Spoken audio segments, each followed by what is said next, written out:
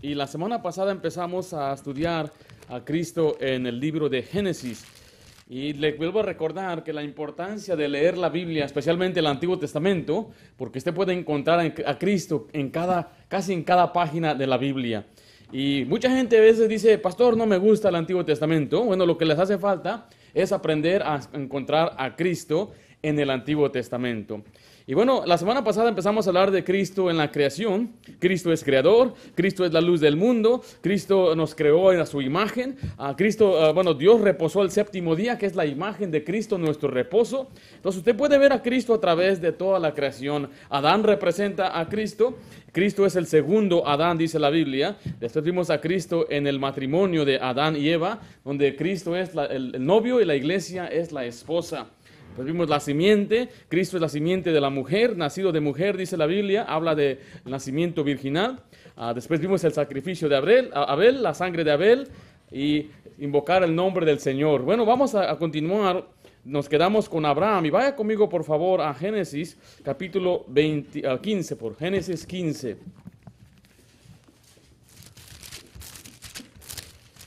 Génesis 15. Bueno, aquí vemos en este pasaje que Abraham creyó a Dios y eso fue lo que le contó Dios por justicia, por salvación. Dice el versículo 6 de esta manera. ¿Estamos ahí? Génesis 15, versículo 6 dice, y creyó a Jehová y le fue contado, ¿por qué dice ahí? Por justicia. Aquí vemos la salvación por la fe. Ahora, la gente a veces algunas personas han dicho que la gente se salvaba antes por guardar la ley. Pero mire, aquí la ley no existía. Esto fue 400 años antes que se diera una ley. Entonces, mire, a través de todas las escrituras, desde Adán y Eva, hasta que Cristo llegó, hasta el día de hoy, hasta que se termine la última persona en Apocalipsis 21, todos los que van a ser salvos por la fe, por creer en Jesucristo. Mire lo que dice ahí, por favor, Juan 8:56. Juan 8:56. Deje su marcador en Génesis. Estaremos regresando a Génesis. La Biblia dice que Abraham vio a Jesucristo. Y bueno, la Biblia dice que se gozó. Juan 8:56. ¿Estamos ahí en Juan 8:56? Dice la Biblia así, Abraham, vuestro padre, se gozó de que había, ¿de qué dice ahí? Ver mi día, y lo vio y se gozó. ¿Cuál es ese día? Bueno, Abraham pudo ver el futuro. El Señor le presentó una visión de Él mismo. Por eso, mire, lo que estamos diciendo es que Abraham creyó a Dios, creyó a lo que Dios le dijo y le fue contado por justicia. Pero gente dice, pero él no vio a Jesús. Bueno, él dice que aquí lo vio. ¿Sí vimos ahí? Dice que él vio el día y se gozó. ¿Cuándo vio ese día? Bueno, vaya conmigo ahora a Hebreos 11. Hebreos 11 nos da más detalle acerca de esto que Abraham pudo ver. Ahora, mire, no necesariamente quiere decir que él vio a Jesucristo físicamente crucificado, pero sí lo vio en la visión o en presentación. Por ejemplo, ¿usted vio a Jesucristo morir? No, tampoco usted lo vio.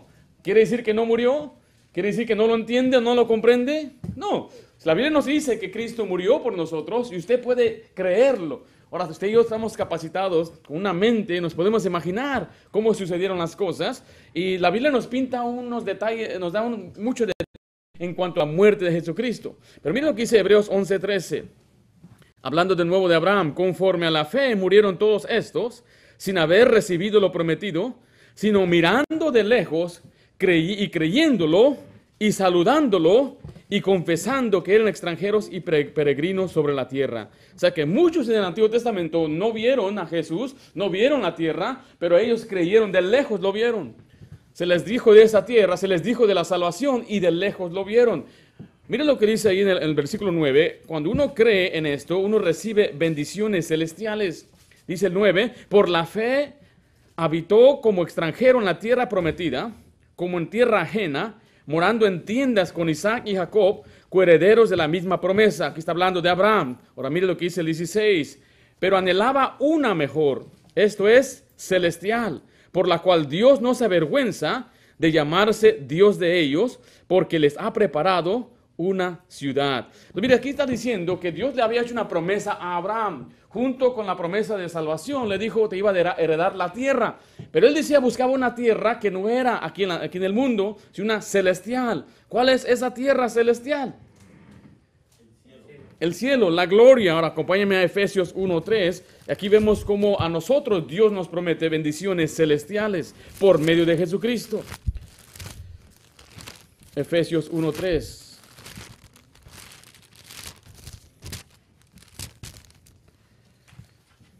Dice así el versículo 3, bendito sea el Dios y Padre de nuestro Señor Jesucristo, que nos bendijo con toda bendición espiritual. ¿En dónde dice ahí? En lugares celestiales, pero ¿en quién? En Cristo. Mire, cuando usted creyó en el Señor, dice la Biblia que le fue contada por justicia. Usted puede ir a Romanos 4 y afirma lo mismo. Esto nos aplica a nosotros. Abraham creyó, él vio por adelante, él pudo ver a Jesús y él creyó y le fue contada por justicia. O sea que Abraham miró hacia adelante y usted y yo miramos hacia atrás. Él miró hacia adelante, las promesas eran sombras, muchas cosas no las entendía, pero él creyó lo que se le dijo. Ahora usted y yo miramos hacia atrás lo que el Señor hizo por nosotros. No estuvimos ahí, no lo vimos, no fuimos testigos oculares, pero lo creemos porque así lo dice la Biblia. Quizás hay cosas que no comprenda del futuro aún, pero si usted cree lo que dice la Biblia, Dios le promete una tierra prometida a usted también. Y esta tierra prometida no es aquí en la tierra, sino que son lugares celestiales allá en la gloria. Regresemos a Génesis 17 y vamos a ver ahora el pacto de la circuncisión. Vemos a Cristo en el pacto de la circuncisión. No voy a entrar en detalles lo que es la circuncisión. Simplemente es cortar una parte, y eso es una representación de la salvación también. Génesis 17:10 dice, este es mi pacto que guardaréis entre mí y vosotros y tu descendencia después de ti. Será, mire, circuncidado todo varón de entre vosotros. Ahora, esto aquí representa también la salvación, porque la Biblia habla de ser circuncidado de corazón. Ahora, vaya conmigo, deje su marcador ahí, vaya conmigo a Deuteronomio 10. Deuteronomio 10, vamos a ver el versículo 16. Porque mire, muchos quizás en los tiempos de Moisés creían, pues yo estoy circuncidado, eso me hace automáticamente salvo, pero no, el Señor les decía que no era así tampoco, sino que la circuncisión era una señal de lo que habían creído. Ahora, obviamente circuncidaban a los niños de pequeños, ellos no tomaban su decisión, los padres al 8º día tenían que circuncidar a los hijos, pero cuando ellos crecían, ellos tenían que ser circuncidados de corazón, tenían que creer en su corazón. Dice el 16, ¿estamos ahí? Circuncidad pues el propucio de, ¿qué dice ahí? De vuestro corazón, y no endurezcáis más vuestra cerviz. Ahora, vaya conmigo a Romanos 2:29. Vamos a comparar ahora esto con Romanos 2:29. Si ve cómo es necesario conocer las Escrituras para poder encontrar a Cristo. Es necesario que usted lea una y otra vez, y conforme usted vaya conociendo más la Biblia, usted va a poder encontrar mejor a Jesús en las Escrituras. Porque quizás algunos no sabíamos, pastor, circuncidado de corazón. Yo no sabía nada de eso. Yo sabía de la circuncisión. Ahora la pregunta surge, ¿debemos circuncidarnos el día de hoy? ¿Es necesario? Ahorita vamos a ver lo que dice las Escrituras. Romanos 2:29 dice, sino que es judío el que lo es en lo interior. Y la circuncisión es ¿de qué dice ahí? Es la del corazón, en espíritu, no de letra, la alabanza del cual no viene de los hombres, sino de Dios. Entonces la Biblia habla en el Nuevo Testamento de ser circuncidado de corazón. El Antiguo Testamento era una circuncisión física y esa se hacía hecha por mano de hombre, pero esta circuncisión se hace por mano de Dios, se hace en el Espíritu Santo. Cuando usted cree en Jesucristo, usted recibe una circuncisión espiritual. Mire lo que dice, por favor, Filipenses 3:3. Pablo aquí dice que los judíos verdaderos, los hijos de Abraham, no son los que son circuncidados nada más físicamente, sino los que han creído en Jesucristo. Y Pablo lo dice también aquí en Filipenses 3:3.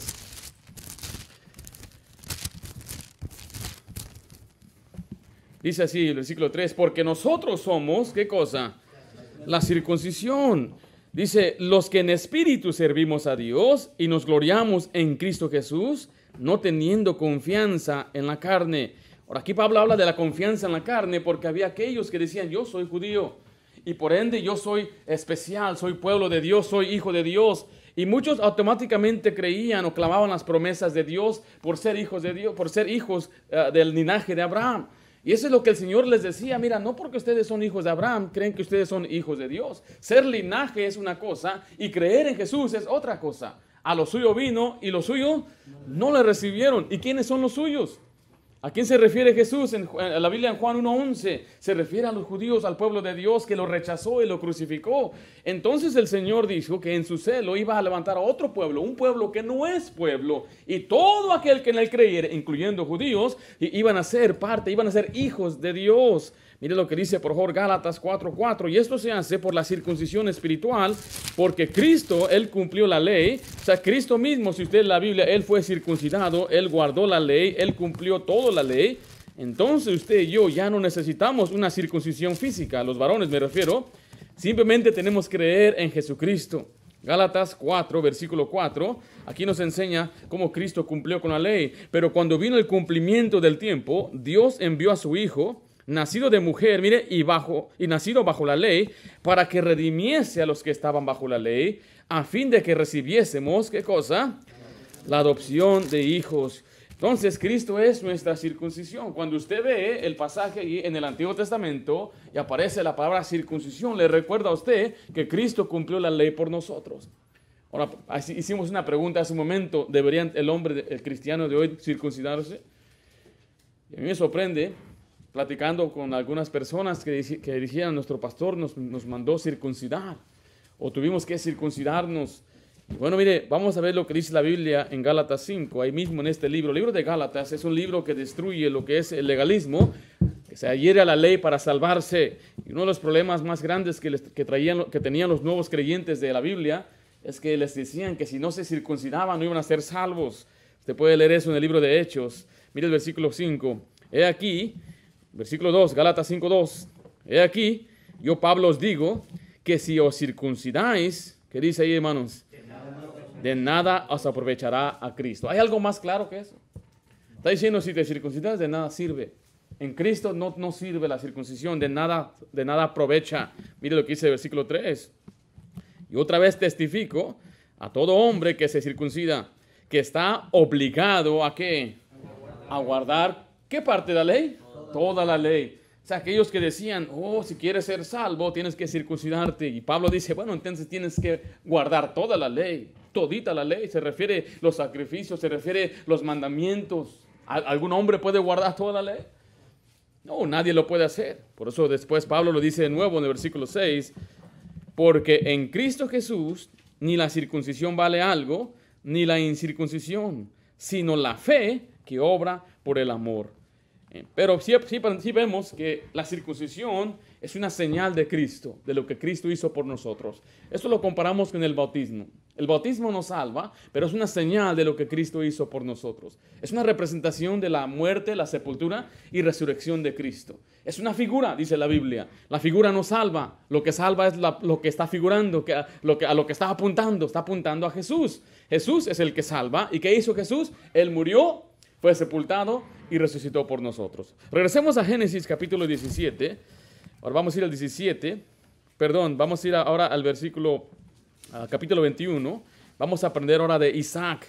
Isaac es el hijo de Abraham y él es una figura de Cristo.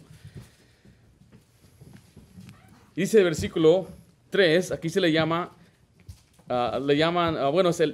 vemos el nacimiento de Isaac. Génesis 21:3 dice, y llamó a Abraham el nombre de su hijo que le nació, que le dio a luz Sara. ¿Cómo le llamó? Isaac. Y Isaac es conocido como el hijo de Abraham. Ahora, ¿usted sabe algo de Isaac? Isaac fue un producto de un milagro. ¿Por qué? ¿Alguien sabe por qué? Porque su esposa era estéril, no podía tener hijos. Entonces el Señor vino e hizo un milagro en Sara. ¿Cuántos años tenía Sara? ¿Alguien acuerda cuántos años tenía Sara cuando nació Isaac? ¿Mande? Tenía 90 años. 90 años la ancianita cuando dio a luz. Entonces eso fue un gran milagro. Imagínense que usted vaya caminando, vea a una ancianita y diga, ay, qué bonita nieta. No es mi nieta, es mi hijo. Una ancianita, pero bien, 90 años, arrugadita, jorobadita. Y ahí está cargando a un niño en su rebozo ahí, y usted dice, ay, que ese es su bisnieto. Todavía le diría a usted, es su bisnieto. 90 años. Es un milagro. Y el nacimiento de Cristo también fue un milagro, porque Él nació de una virgen, dice la palabra de Dios. Pero vea cómo se le llama a Jesús en Mateo 1:1. Isaac era conocido como el hijo de Abraham. Si usted lee las Escrituras una y otra vez, dice la Biblia que Isaac es conocido como el hijo de Abraham. Pero mire cómo se le llama a Jesús en Mateo 1:1. Recuerde que Isaac representa a Abraham. Dice, libro de genealogía de Jesucristo, hijo de David, hijo de quién dice ahí, hijo de Abraham. Entonces en Jesús vemos también a Abraham. Regresemos a Génesis. Ahora acompáñenme al capítulo 22 y vamos a ver el sacrificio de Isaac. El sacrificio de Isaac representa el sacrificio de Cristo. O sea que Isaac fue sacrificado. Dios le pidió a Abraham que sacrificara a su hijo. Y bueno, Dios mismo también entregó a su hijo para el sacrificio. Dice así Génesis 22, versículo 6. Estamos ahí.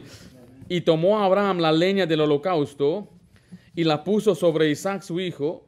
Y él tomó en su mano el fuego y el cuchillo y fueron ambos juntos. Aquí en primer lugar vemos que Isaac llevó la leña. Le puso la leña en su hijo. ¿Y qué fue lo que cargó Jesús? Llevó su cruz. Él cargó su propia cruz. Vea lo que dice ahora el versículo 27. Entonces habló Isaac a Abraham su padre y dijo, Padre mío. Y él respondió, heme aquí, mi hijo. Y él dijo, he aquí el fuego y la leña, mas ¿dónde está el cordero para el holocausto? Y respondió Abraham, Dios se proveerá de cordero para el holocausto, hijo mío. E iban juntos. Recuerde que aquí representa Isaac a Jesucristo. Y le preguntó por el cordero. ¿Dónde está el cordero?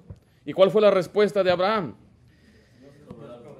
No dijo Dios proveerá, Dios se proveerá.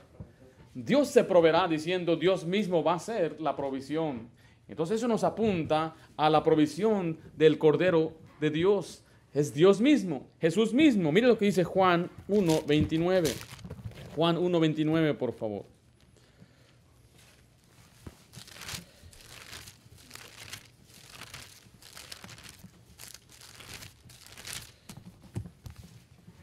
Dice el versículo 29, el siguiente día vio Juan a Jesús que venía a él y dijo, he aquí, ¿cómo le llama ahí?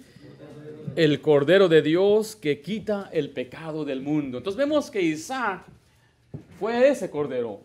Él fue el que tomó el lugar sobre el leño. Así representa a Jesucristo, que Cristo mismo es el Cordero. Y dice la Biblia que Dios mismo se proveyó como Cordero. Jesús es Dios y Él mismo también se proveyó como el Cordero. Mire lo que dice en Apocalipsis 13:8. Esta analogía de Jesús siendo el Cordero prevalece en las Escrituras. Porque el Cordero en la Biblia representa el que toma el lugar del pecador. Es el que es sacrificado en lugar del pecador. Apocalipsis 13, versículo 8, dice así, y le adoraron todos los moradores de la tierra, cuyos nombres no están escritos en el libro de la vida del Cordero. Mire, que fue inmolado desde el principio del mundo. Aquí vemos claramente que Jesucristo fue el Cordero del mundo, el Cordero que quita el pecado del mundo, fue inmolado antes de la fundación del mundo. Entonces, en la mente de Dios, eso es algo que sucedió antes de que existiera la creación. Dios ya tenía este plan, no fue el plan B de Dios. Dios decía, tiene que haber un cordero, porque sin sacrificio, sin derramamiento de sangre, no hay remisión por los pecados.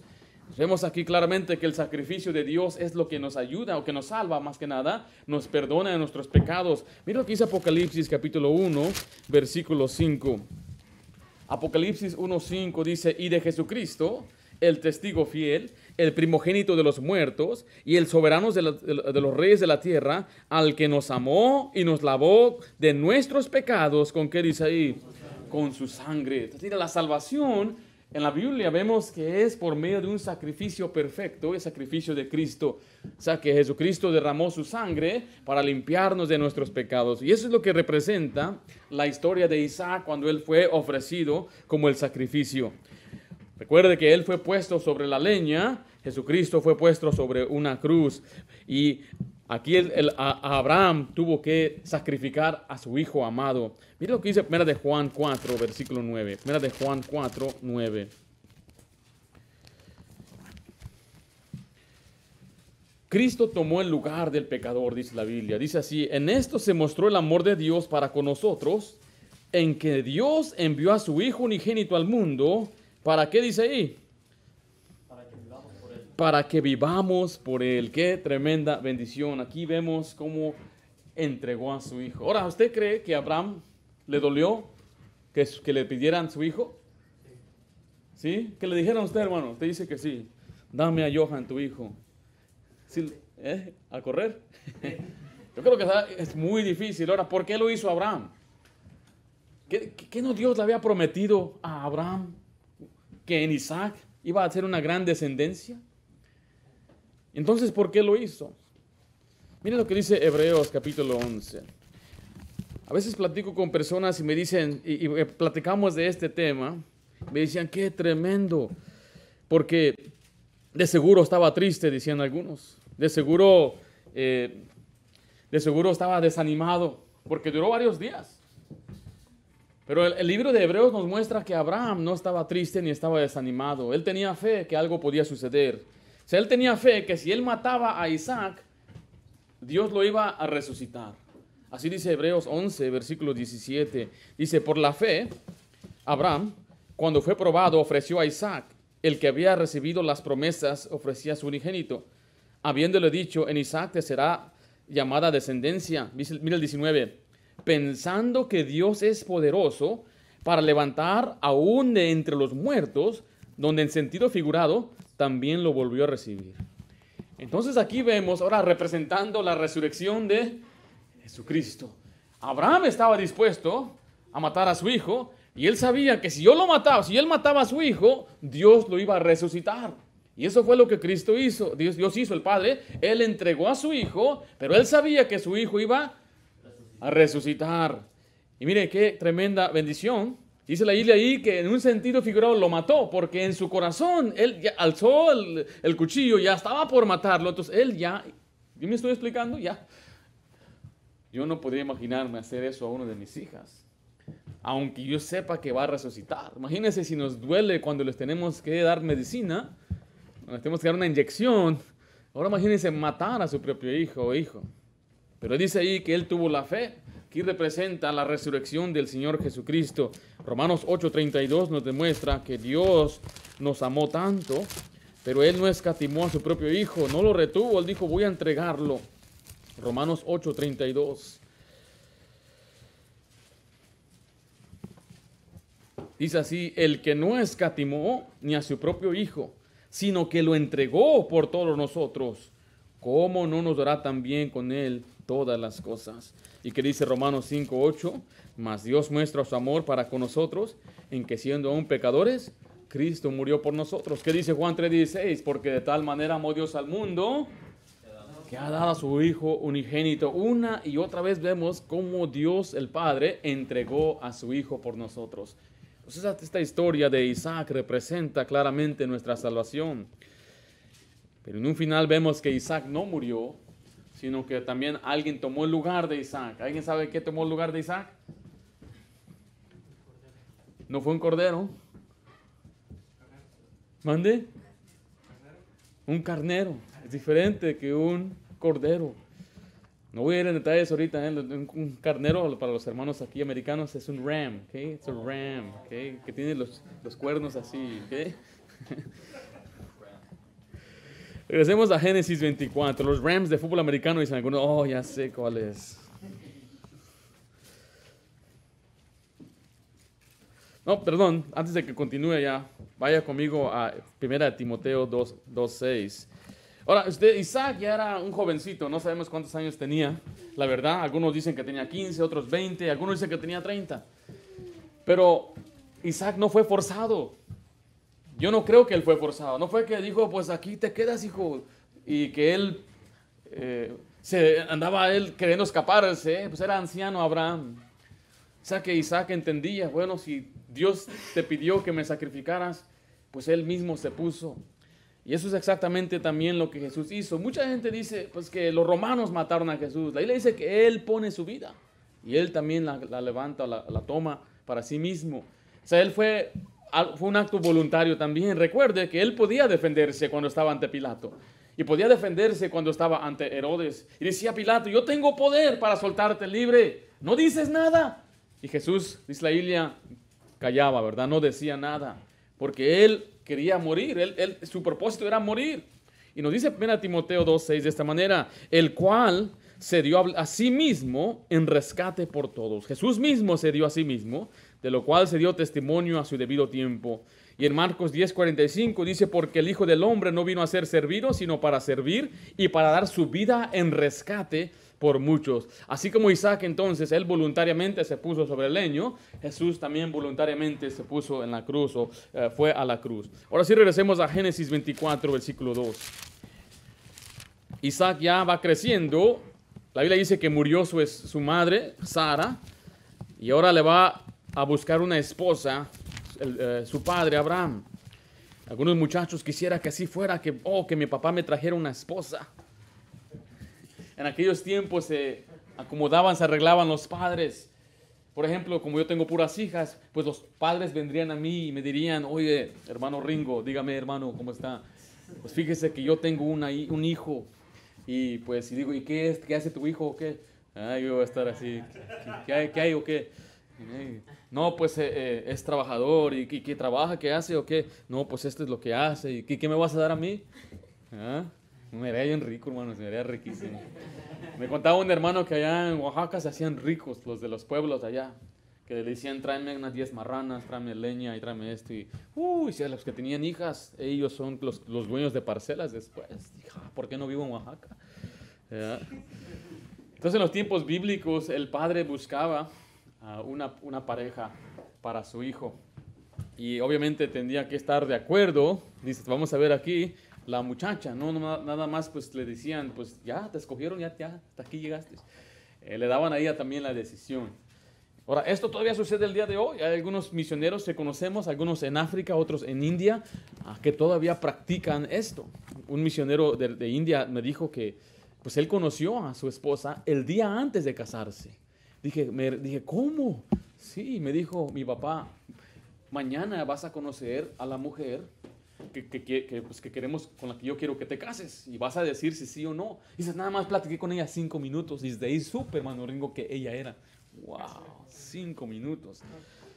Dice, y me dijo otro pastor que él conoció a su esposa el día que se casó con ella.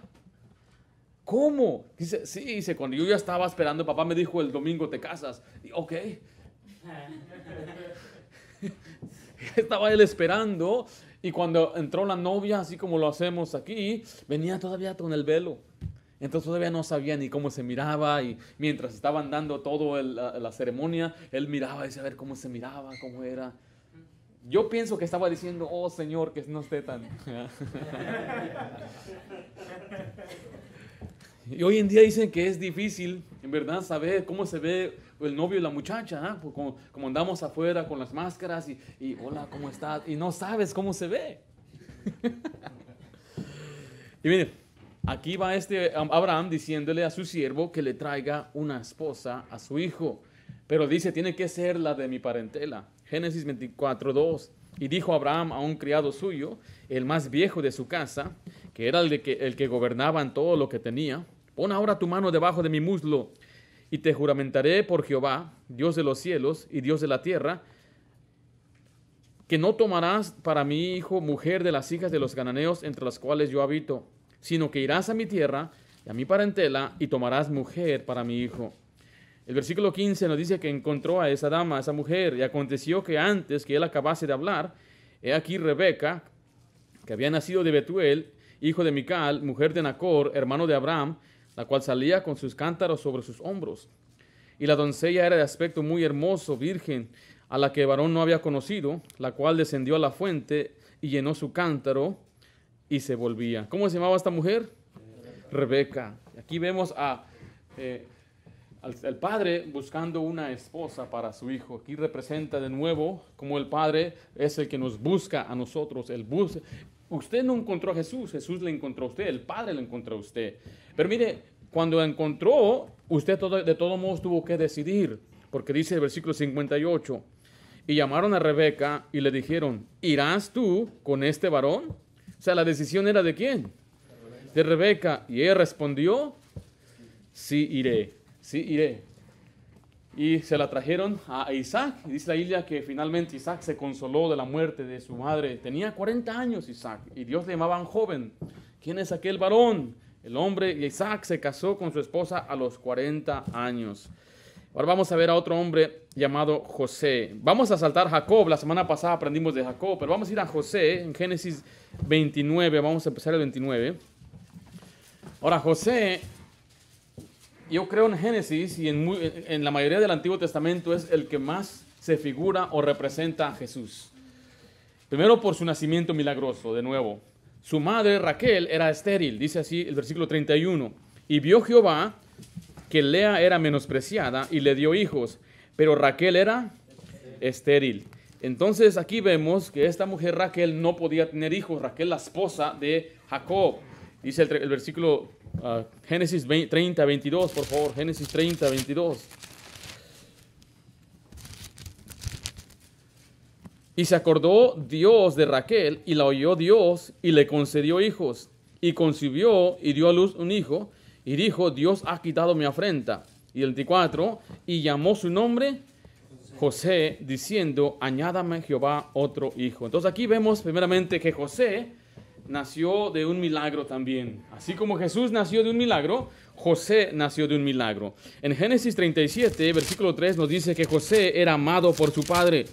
José era amado por su padre. Génesis 37, 3. Dice así la Biblia, y amaba Israel a José más que a todos sus hijos, porque lo había tenido en su vejez, y le hizo una túnica de diversos colores. Ahora, lo que dice Mateo 3:17, dice el Padre del cielo hablando, este es mi Hijo amado, en quien tengo complacencia. Entonces dice la Biblia que José era amado por su padre. En el Nuevo Testamento, unas 3 veces la Biblia dice que el Padre dice, este es mi Hijo amado, yo amo a Jesús. Ahora, José también era el primogénito. ¿Note qué le regaló su padre? Una túnica de diversos colores. Esta túnica representaba la herencia, es el heredero. En la Biblia vemos diferentes personas usando diferentes colores. ¿Se acuerdan? La hija de David, Tamar, tenía una túnica también especial. ¿Qué representaba esa túnica? ¿Alguien recuerda? Su virginidad. Entonces, mira, las túnicas en la Biblia representan algo. Y en este caso, la túnica de José representaba la herencia del primogénito. Ahora, ¿era él el primogénito? No era el primogénito. ¿Era el primero que nació de Jacob? No, pero era el favorito de Jacob. ¿Por qué? Porque era hijo de Raquel, la que él amaba. Si usted se acuerda de la historia, cuando él llegó a donde estaba Labán, que es ahora su suegro, era su tío, se convirtió en su suegro. Labán y Raquel eran hermanos, y Raquel tuvo un hijo llamado Jacob. Jacob llega con Labán y le dice, yo trabajaré 7 años por tu hija Raquel. Yo creo que si le hubiera dicho, te invito a unos tacos, yo estoy seguro que se le iba a dar. Pero aquel se adelantó y dijo, 7 años voy a trabajar por tu hija Raquel. Y después de 7 años le dio a Lea en vez de Raquel. ¿Ustedes se acuerdan por qué le dio a Lea? Era la costumbre de ese lugar. No puedo dar la segunda hasta que dé la primera. Entonces imagínense, mi hija Sara tiene que esperarse hasta que todas se casen. Entonces le dice, pues yo quería a Raquel. Le dice, ok, te doy a Raquel también. Ahora aquí él tiene 2 mujeres, 2 esposas. Esto no es correcto. En la Biblia siempre vemos, cuando un hombre tenía más de una esposa, siempre tenía muchos problemas. ¿Por qué? Porque había rivalidades entre ellas. Y había también favoritismos, y eso fue lo que sucedió. Él quería a Raquel, él amaba a Raquel, y cuando le nació su hijo de Raquel, recuerde que ella era estéril, y Lea tuvo muchos hijos, y después de que no pudo tener hijos, le dio los hijos de su sierva, y Raquel también le dio los hijos de su sierva. Tenía 10 hijos. Pero cuando nació el hijo de la mujer que él amaba, entonces ahí dijo, él es mi primogénito. Él es el que va a heredar todo esto. Entonces eso también apunta a Jesucristo, que Él es el primogénito del Padre. Él es el unigénito del Padre. Unigénito significa que no hay otro como Él. Ahí le dice después que ellos testificaron contra los pecados de sus hermanos. Si usted ve en la Biblia, regresemos ahí a Génesis 37.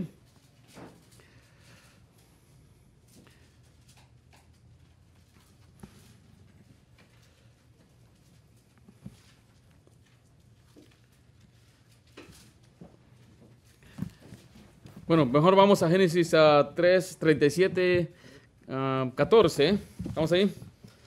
Dice así la Biblia. Aquí vemos que Jesús fue enviado a buscar a sus hermanos. Bueno, José fue enviado a buscar a sus hermanos y representa a Jesús viniendo a buscar a sus hermanos. Dice 14, e Israel le dijo, ve ahora, mira cómo están tus hermanos. Mira lo que dice ahora el versículo 16. José respondió, ¿busco a quién? A mis hermanos. ¿Y a quién vino a buscar Jesús?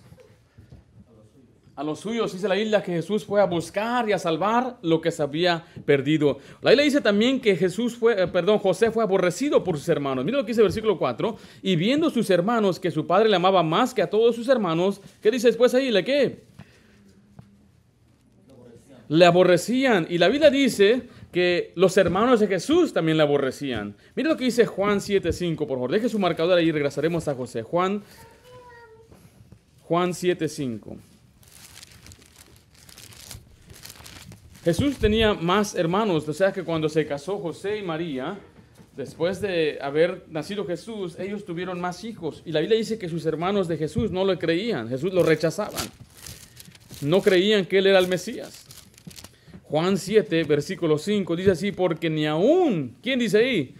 Sus hermanos creían en él. ¿De quién habla? ¿Cuáles hermanos está hablando aquí? Dice el 3, le dijeron sus hermanos, sal de aquí y vete a Judea, para que también tus discípulos vean las obras que haces, porque ninguno que procura darse a conocer hace algo en secreto, si estas cosas se manifestase al mundo, porque ni aún sus hermanos creían en él. Y lo que dice Juan 1:11 también. Juan 1:11 está hablando del pueblo de Dios, el pueblo de Israel tampoco creía en él. Lo aborrecían. A lo suyo vino y lo suyo, ¿qué dice ahí? No le recibieron. Ahora vamos a regresar allá a Génesis 37. Espero que tenga su marcador para volver rápido allá. La Biblia dice que sus hermanos conspiraron para matarle a José. Génesis 37, 18. Estamos ahí. Cuando ellos lo vieron de lejos, antes de llegar cerca de ellos, ¿qué hicieron, hermanos? Conspiraron contra él para matarle. ¿Quién quiso matar a Jesús? ¿A José? Sus hermanos. Y en el Nuevo Testamento vemos que los judíos conspiraron para matar a Jesús. Así dice Marcos 3:6. Marcos 3:6.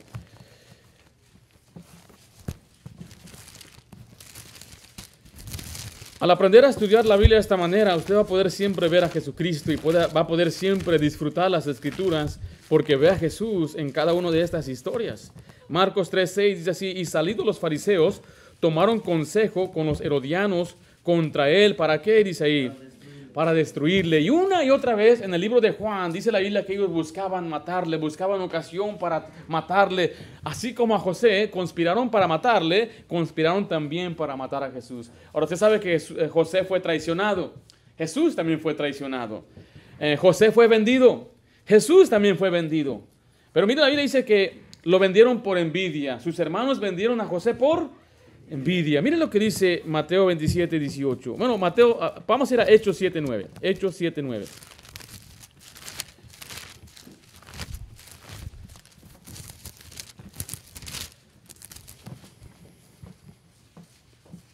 Aquí habla de los hijos de los hermanos de José. Le llama aquí, la Biblia le llama los patriarcas. Dice el 9, estamos ahí. Los patriarcas, movidos por qué dice ahí? Por envidia. ¿Qué hicieron? Vendieron a José para Egipto, pero Dios estaba con él. Ahora vaya a Mateo 27, 18. Mateo 27, 18.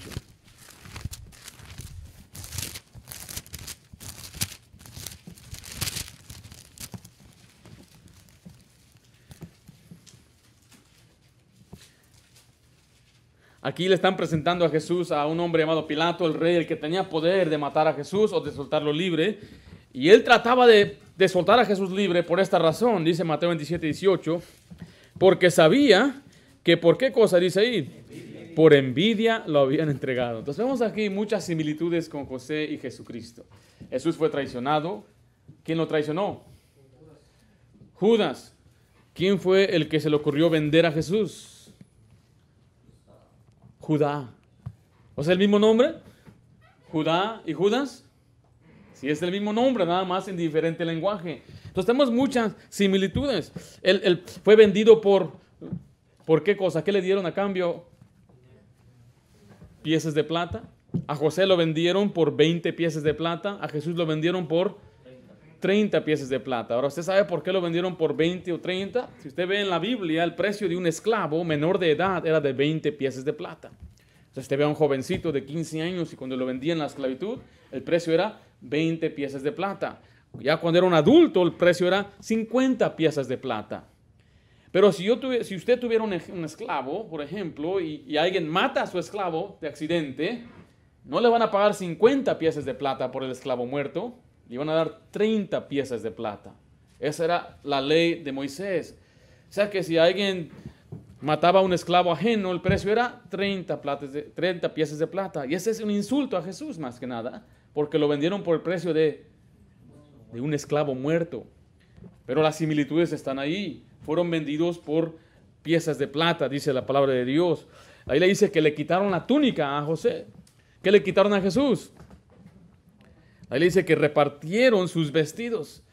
Y después dice la Biblia que llenaron con sangre la túnica de José.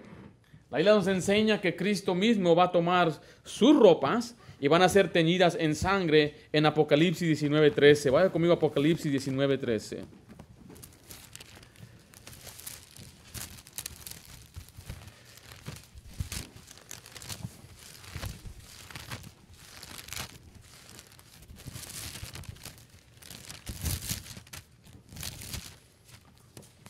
Dice la Biblia así, el versículo 13, Apocalipsis 19, hablando de Jesús, estaba vestido de una ropa, ¿qué dice después ahí? Teñida en sangre, y su nombre es el Verbo de Dios. Ahora la Biblia continúa la historia de José, y hay otras similitudes. José fue llevado a Egipto, Jesús fue llevado a Egipto cuando era un bebé. Los dos fueron tentados. José fue tentado por la esposa de Potifar. Jesús fue tentado por Satanás en el desierto. Los dos fueron falsamente acusados y castigados. José estuvo con dos criminales en la cárcel, ¿se acuerdan? El panadero y el copero. Y Jesús también estaba en la cruz. Ahí al lado de él había un malhechor y a su otro lado otro malhechor. Y si usted recuerda en la historia de cuando José estaba en la cárcel, uno de ellos fue perdonado. El copero fue perdonado y el panadero fue ejecutado. En el caso de Jesucristo, uno fue al infierno y el otro estuvo con Jesús ese mismo día en el paraíso. La Biblia dice que cuando Jesús vio a sus hermanos, él lloró. Ahí le enseña que Jesús también lloró. Registra el lloro de Jesús. La Biblia dice que en vez de castigar a sus agresores, o sea, en vez de castigar a sus propios hermanos por lo que le hicieron, ¿qué hizo José? Él los perdonó. ¿Y qué hizo Jesús cuando estaba en la cruz? Él dijo, Padre, perdónalos porque no saben lo que hacen. La Biblia dice que José no aceptó el pago de sus hermanos por el trigo, y Jesús tampoco acepta un pago por la salvación. José llegó a ser libertador de su pueblo. Mire lo que dice Génesis 50, versículo 20. Génesis 50, 20.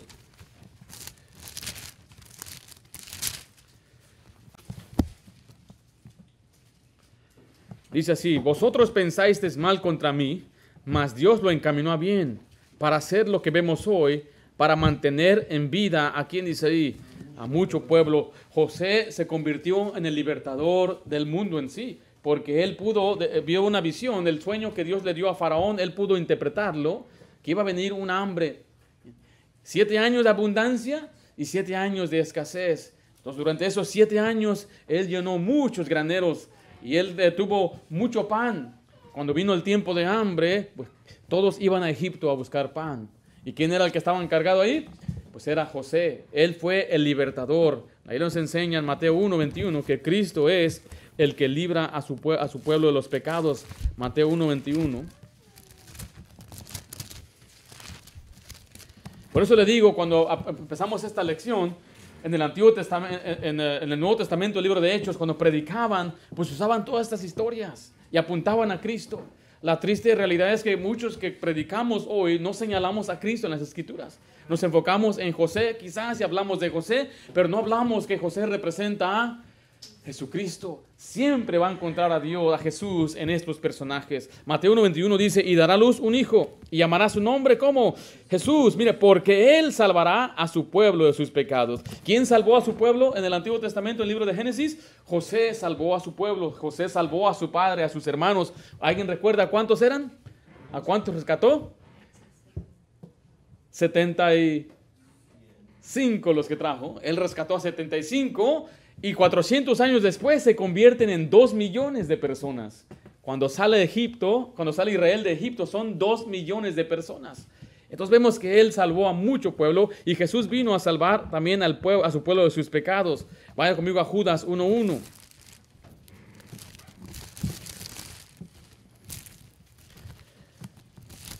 Cuando él trajo a su familia a Egipto, José, la Biblia dice que él los sustentó, él les dio de comer, él los mantuvo con vida. Y bueno, cuando usted llega a Cristo, cuando usted es salvo, él también le mantiene con vida a usted, él le sustenta. O sea que la salvación no depende de usted, depende de él. Judas 1:1 dice así, Judas, siervo de Jesucristo y hermano de Jacobo, a los llamados, santificados en Dios Padre. Mira la última frase, y guardados en ¿quién? En Jesucristo. Usted y yo somos guardados en Jesucristo. Mi salvación no depende de mí. Mi salvación depende de la obra perfecta que Él hizo por mí. Él fue el que se entregó. Él fue el que derramó su sangre y Él es el que guarda mi salvación. Así como José sustentaba a su familia, Él nos sustenta a nosotros con vida. 1 Timoteo 4:10 dice así. Aquí nos enseña que Él es el Salvador de todo el mundo, pero mayormente de los que creen. 1 Timoteo 4, versículo 10. Dice así, que por esto mismo trabajamos y sufrimos oprobios, porque esperamos en el Dios viviente, que es el Salvador. ¿De quién dice ahí? De todos los hombres, mayormente ¿de quién? De los que creen. Ahora, señalo este pasaje porque sí, Cristo murió por todos, pero no todos son salvos. Cristo derramó su sangre por todos, pero no todos van a ser salvos. Porque hay gente que dice entonces, si Cristo murió por todos, entonces todos van a ser salvos. Y empiezan a enseñar una enseñanza llamada la expiación particular o la expiación limitada, que solamente un pequeño grupo de personas va a ser salva. Porque ¿cómo es posible que Cristo muera por todos? Entonces todos deben ser salvos. Esa es una conclusión errónea, porque están ellos cometiendo el error de decir si Cristo murió por ti, quiere decir que no murió por los demás. Eso es una falacia en su argumento. Por ejemplo, cuando Pablo dijo, vaya conmigo a Gálatas 2:20.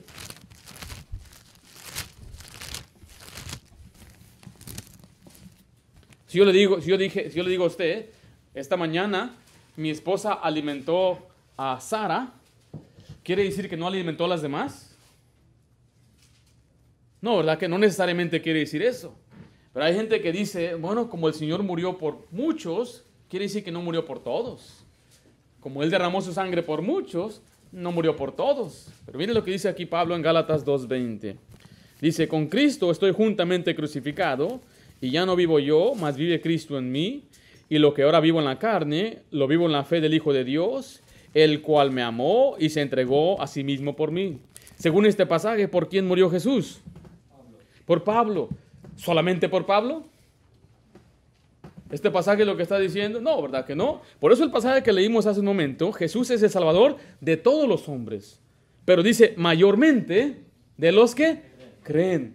Él es el Salvador del mundo. Él vino a salvar a todo mundo, a cada persona, no importa de qué tribu sea, de qué raza sea. Él murió por todos, absolutamente todos, pero es Salvador mayormente, especialmente, particularmente de los que creen. Si usted cree, usted está guardado en las manos del Señor y nadie nos puede arrebatar de las manos de nuestro Padre. Y recuerde, algunos dicen, ¿qué tal si yo me salgo? Pues vos también es nadie. Usted no se puede arrebatar mismo de la mano de Dios. Dios le está sosteniendo a usted, no usted a Dios. Dios es el que nos guarda. Usted no guarda nada. A veces le damos a nuestras hijas algo, un billetito o algo y ellos no saben guardarlo, ¿verdad? Siempre lo pierden. A veces se están tirados. Bueno, aquí me encontré $1 en la casa, no sé de quién sea, y era mío, lo recupero. Pero si me lo da a guardar, guárdamelo. Yo tengo una caja fuerte. Nada, vaya a robarme, ¿eh? Pero ahí tengo una caja fuerte. No tengo dinero, ¿eh? Nada más están algunos documentos. Pero mire, si yo guardo eso, el propósito es conservarlo por si hay un incendio, no se quema esos documentos, los guardamos, se conservan, no importa. La caja dice, no importa si hay incendio, inundaciones, cualquier otro desastre que haya, vamos a entrar, va a estar quemado todo, pero esa caja ahí va a estar. Y cuando la abra, va a estar conservado todo. Esa es la imagen que pinta el Señor, que Él nos sustenta, Él guarda nuestra salvación, porque Él es el poderoso para hacerlo. Yo soy carne y soy débil, pero Él tiene el poder para guardarnos. Bueno, aquí terminamos a Cristo en el libro de Génesis. Vamos a hacer una oración para despedirnos de la clase bíblica y vamos a tomar un receso. Padre Santo, damos gracias por la salvación y cómo hemos visto la imagen de salvación una y otra vez en el libro de Génesis. Comenzando, Padre, con la circuncisión del corazón y, Señor, después viendo el sacrificio de Isaac, después viendo la vida de José. Y Padre Santo, gracias por permitirnos aprender esta lección, donde podemos ahora emocionarnos cada vez más al leer el libro de Génesis, donde podemos encontrar a Jesucristo una y otra vez, Señor. Te pido en nombre de Cristo Jesús. Amén.